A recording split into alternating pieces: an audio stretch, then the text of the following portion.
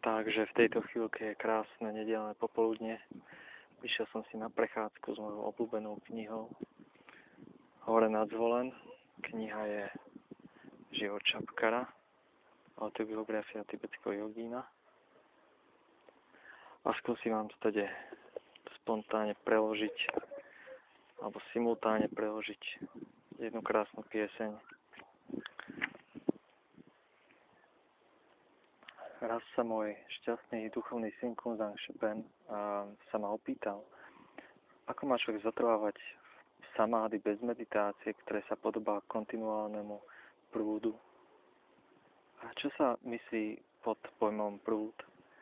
Je tu nejaký risk, že si to pomýlime s nejakým iným stavom? Mojou odpoveďou bola táto pieseň. Keď si obdržal bezchybné inštrukcie Mahamudry alebo Dzogčenu, čo je jedinečná cesta, po ktorej šli bezčetní budhovia a bodhisattvovia. Ak si želáš zotrvávať nevyrušene v samády bez meditácie, ktoré sa podobá kontinuálnemu prúdu, musíš robiť toto. Udržuj svoje telo v pokoji. Udržuj svoj hlas v tichu. Čo sa týka myslí, nezväzujú a nechajú odpočívať v ľahkosti. Nechaj vedomie úplne uvoľnené. V tomto čase sa vyčistí pripútanie k meditácii a nemeditácii a myseľ zotrvá bez akéhokoľvek úsilia alebo fabrikácií. V samoožarujúcej bdelosti, rozľahlej, priehľadnej. Zotrvať takto je náhľadom Mahamudry a Dzogčenu. Ak sa do tohto stavu nemieša intelekt a ak si požehnaný korennými učiteľmi a učiteľmi línie, náhľad povstane jasný ako obloha. Udržávať tento náhľad kontinuálne s bdelosťou nerozptýlenou v neprerušenom prúde je to, čo sa nazýva samády bez meditácie, podobné kontinuálnemu prúdu.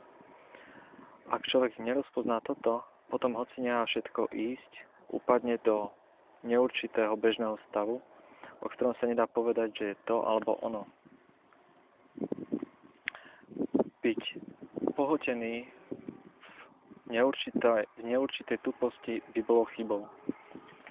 Hoci tieto dva stavy sú podobné, hoci nie je meditáciou so zámerom, samády bez meditácie je podobné, ktoré sa podobá kontinuálnemu prúdu, je zotrvávanie v zjavnej jasnosti, ktorá je ostrá, alebo ktorá je ostrou, bezoblačnou oblohou, bez obmedzení, prestupujúcou a priehľadnou.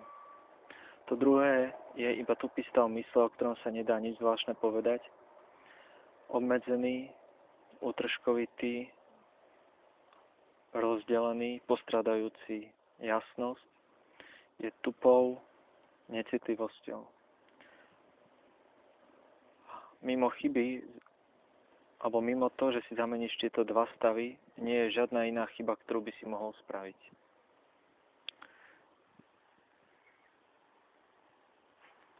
Bezmedzná, transparentná obloha.